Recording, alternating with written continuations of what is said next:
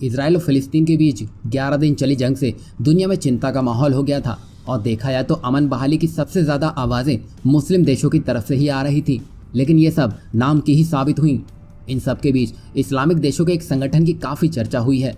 इसके नाम में तो दम दिखता है लेकिन काम में नहीं।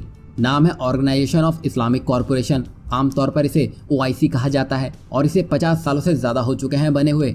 ये इजराइल को झुकाने और फिलिस्तीन को उसका हक दिलवाने में कितना कामयाब रहा, इसे अब आप एक उदाहरण से ही समझ लीजिए, आपको तस्वीर पूरी साफ हो जाएगी। 1948 में फिलिस्तीन के 2 हिस्से हुए। कुल जमीन का 48% हिस्सा फिलिस्तीन और 44% हिस्सा इजराइल को मिला। 8% यरूशलेम के हिस्से में आया जो UNO की संरक्षण में चला गया। आज फिलिस्तीन सिकुड़कर महज 12% जमीन पर है और इसकी 36% जमीन इजराइल के पास पहुंच चुकी है। सवाल यह है कि तब OIC देश क्या कर रहे थे? खाड़ी देश कहें, अरब देश कहें या फिर गल्फ स्टेट ही कह लें, OIC पर इन्हीं का दबदबा रहता है। ज्यादातर देशों में राजशाही चलती है, पीढ़ी दर पीढ़ी एक ही परिवार का शासन रहता है। सऊदी अरब की ही बात कर लें, यहाँ का शाही खानदान अपनी सुरक्षा को लेकर हमेशा परेशान रहता है। 60 सालों से यहाँ पर अमेरिकी फौज का एयरबेस और मिलिट्री स्टेशन है।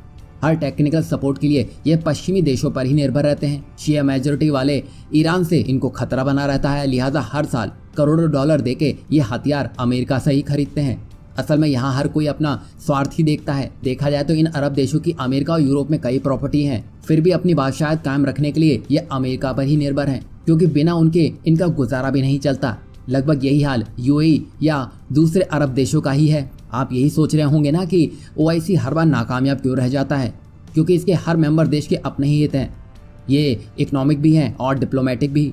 आप तुर्की को ही ले लीजिए, इजराइल के साथ इसके गहरे ट्रेड रिलेशन है। जब इस्लाम से संबंधित कोई भी मुद्दा उठता है तो कभी डिप्लोमेट को वापस बुला लिया जाता है या कभी बयानबाजी करके चुप हो जाया जाता है, लेकिन अपने हित हमेशा आगे रखता है। वैसे ही सऊदी अरब और अमेरिका के स्ट्रेटेजिक रिलेशन है और समझदार देश बैलेंस बनाकर चलते हैं। तुर्की और इजराइल के बीच 2018 में आपसी कारोबार $6.2 बिलियन का था। और रही बात पाकिस्तान की, तो पाकिस्तान को तो तुर्की ही हर बार चने के झाड़ में चढ़ा देता है। और देखा जाए तो OIC के 2 देशों का रिश्ता इजराइल और अमेरिका से अच्छा खासा है और इन्हीं 2 के ऊपर OIC का वजूद टिका हुआ है। आप इससे अंदाजा लगा सकते हैं कि सऊदी अरब और UAE में 20 लाख से ज्यादा पाकिस्तानी काम करते हैं, लिहाजा ये OIC को चैलेंज करने की तो सोच ही नहीं सकता है। यहाँ आप देखिए, इजराइल फिलिस्तीन जंग इस बार 11 दिन चली। अब सीज फायर का ऐलान भी हो चुका है और इस दौरान OIC देश बयान और निंदा करने से ज्यादा कुछ कर ही नहीं पाए, जबकि ये UN के बाद सबसे बड़ा संगठन है। और यहाँ OIC में पाकिस्तान और तुर्की चीखते चिल्लाते हाफ गए, लेकिन कोई भी डेवलपमेंट OIC की तरफ से देखने को नहीं मिला।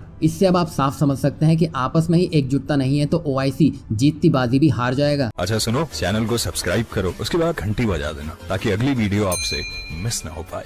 Thank you.